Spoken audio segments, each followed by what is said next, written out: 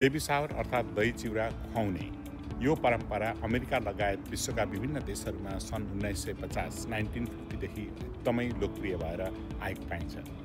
Baby shower भनेको गर्भवती आमा र आउने बच्चाको स्वागत गर्ने विशेष समारोह हो। परिवार र साथीहरू एकै ठाउँमा भेला भई शुभकामना, माया र उपहारहरू प्रदान गरिन्छ। यो बेबी शावरको अवधारणा अथवा यसको इतिहास निकै पुरानो रहेछ। प्राचीन समयमा प्राचीन इजिप्ट, ग्रिस र इन्डियामा गर्भवती महिलाको र आउने नवजात शिशुको लागि पूजाविधि, पूजाआजा र आशीर्वाद दिने चलन रहेछ। पछि गएर भिक्टोरियन युगमा बेबी शावरको स्वरूप यो विकसित भयो र हाल मोडर्न वेस्टर्न बेबी शावर सन् 1950 अर्थात् 1950 पछि अमेरिकामा बेबी शावर एकदमै लोकप्रिय हुँदै गयो, जसको उद्देश्य गर्भवती आमा र परिवारलाई आवश्यक सामग्री सहयोग गर्ने थियो। यो बेबी शावरको आफ्नै महत्त्व छ।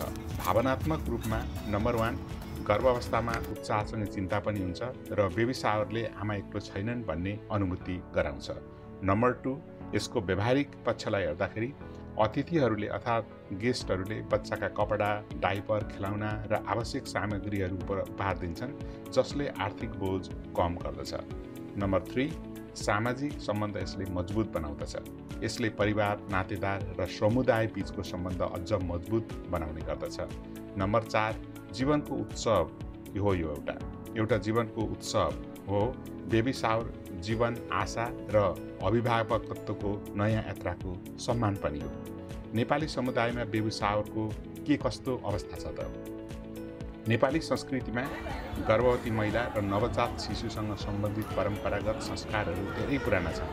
बेबी शावरसँगै मिल्ने परम्परागत विधिहरू धेरै छन्, जस्तै दही चिउरा खुवाउने, गर्भवती महिलालाई पौष्टिक भोजन र आशीर्वाद दिने चलन छ।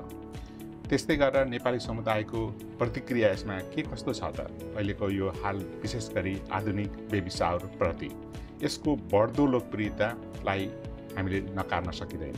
अमेरिका, अस्ट्रेलिया, युरोप र नेपालका विभिन्न सहर बजारहरूमा पश्चिमी शैलीको बेबी शावर एकदमै लोकप्रिय हुँदै गएको छ र अहिलेको हालको समयमा थुप्रै नेपाली परिवारहरूले आधुनिक बेबी शावरसँगै सगुन दिने अनि उपहारहरू दिने, आशीर्वाद दिने परम्परालाई देख्न सकिन्छ अथवा हेर्न पाइन्छ।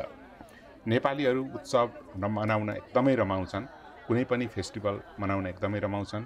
बेबी शावर सबैको भेटघाट, फोटो खिच्ने, सङ्गीत, नाचगान, मिठो खानेकुराहरूसहित विभिन्न हिसाबले बेबी शावर मनाउने गरिन्छ। र नयाँ परम्परा अथवा अपनाउँदा यो नयाँ शैली, नयाँ परम्परा अपनाउँदा पनि नेपालीहरूले साहित्य, आशीर्वाद, आध्यात्मिक कल्याण र परिवारको सहभागितामा ध्यान दिने गर्दछन्।